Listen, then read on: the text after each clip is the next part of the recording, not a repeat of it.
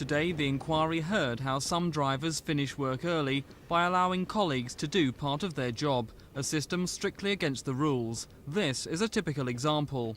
Driver A is rostered to take his train from Bournemouth to Waterloo. Driver B is then meant to bring it back.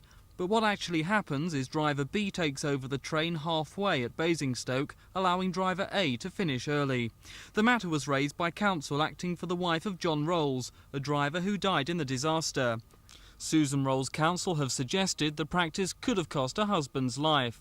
It's feared a driver didn't report a faulty signal before the Clapham crash because he'd broken the rules by driving a colleague's train, although BR signalling experts disagree. Today, Mrs Rolls confirmed that since the claims she's received death threats and fears a hate campaign against her by drivers. She says £5,000 collected for her has mysteriously been given to charity, but the drivers' union ASLEF has said that's what she'd asked them to do. In the witness box today was ASLEF's General Secretary Neil Milligan.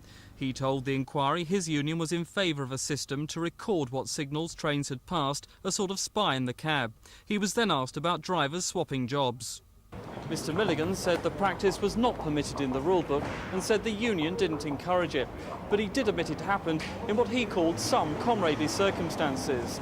He also admitted the practice could lead to some drivers working far more hours than they're legally allowed, but he said so could a train arriving 2 hours late at a mainline London station.